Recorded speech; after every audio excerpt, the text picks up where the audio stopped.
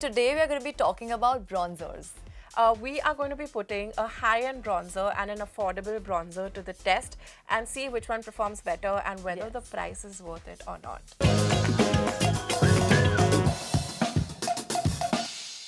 I have the Bobbi Brown bronzing powder with me right now and in the shade Deep Brown, which is costing me around 4,000 rupees. And I have with me over here the Sugar Contour Their First palette. This retails for 800 rupees, but guys, for 800 you get a bronzer, a highlighter and a blush. So I think it's pretty affordable and I'm excited to see if it works. So let's try it. Let's begin.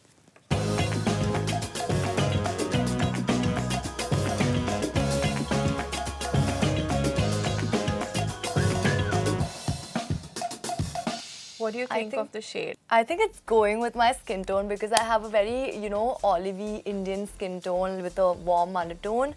So this deep brown is actually, enhancing my features very instantly. I literally use very little of this product. So yeah, I think I really like the shade. What about you?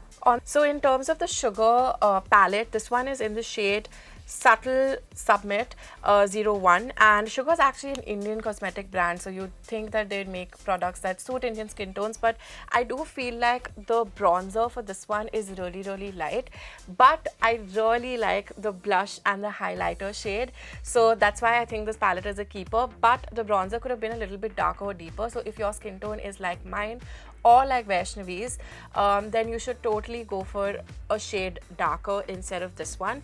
What I feel is that I did have to go back again and again and pick up the product and apply it multiple times. So I had to go and gather a lot of product. So if you're getting this one, it is cheaper, but you'll run out of it sooner because you have to pick up more and more product for it to show some payoff and for it to show on your skin.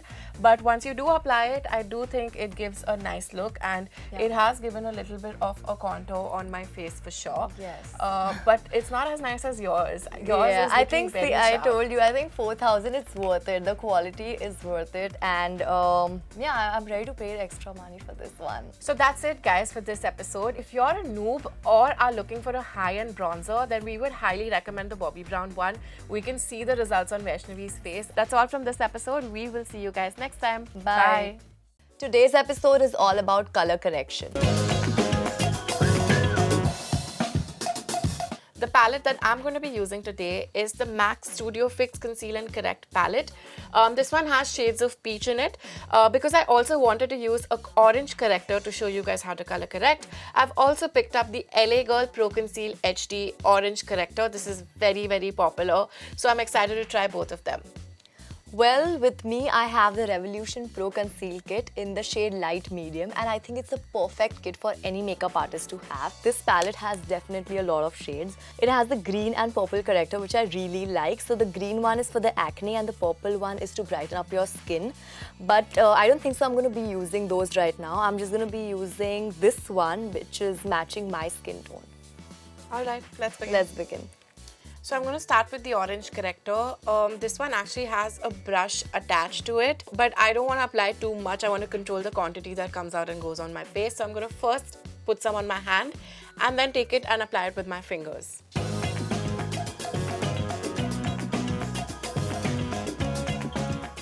So as you can see, I took very little and it's very dark. So I'm going to correct this now with a peach color.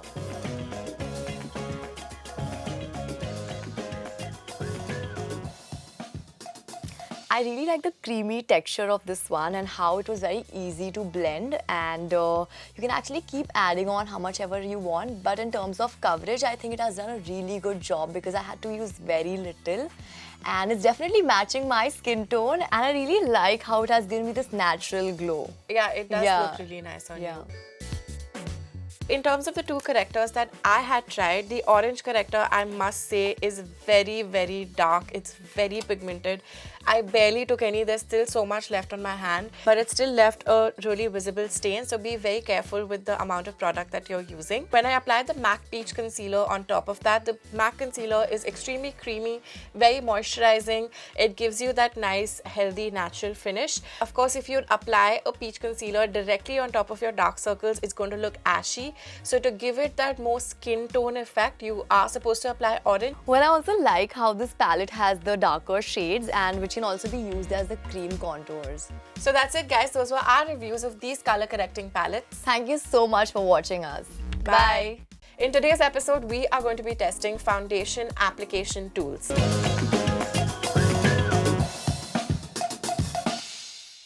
And we're going to see which one gives the most natural finish. So I have here the flat foundation brush, and another tool which I have is the puff. And I have over here the coveted beauty blender. So we're going to test it in comparison to the other tools. And the second thing that I'm going to be using is my hands, which is free of cost. So let's go ahead and try with our puffs. Yeah, so I'm going to start with the beauty blender.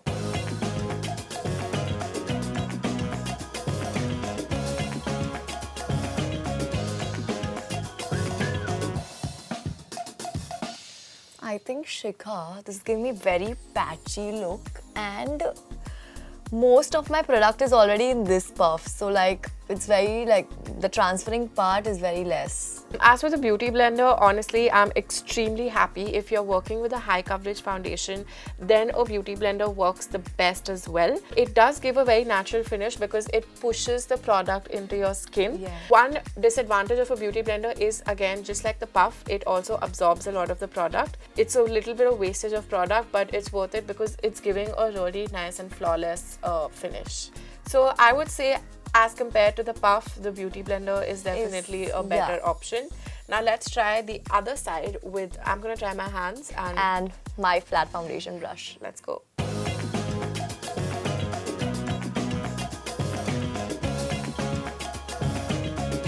While applying with the brush, I always go in a downward motion.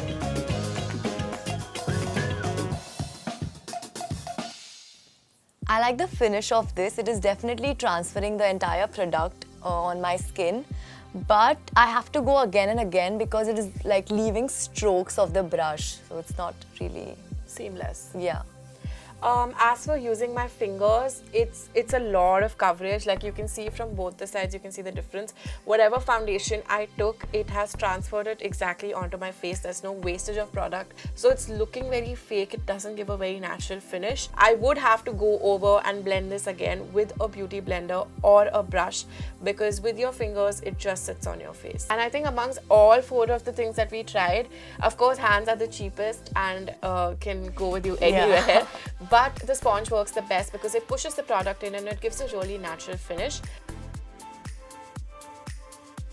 And also, I think the brush is a really nice tool to use, but make sure that you don't leave any strokes. Right. That's it from this episode. We will see you guys next time. Bye.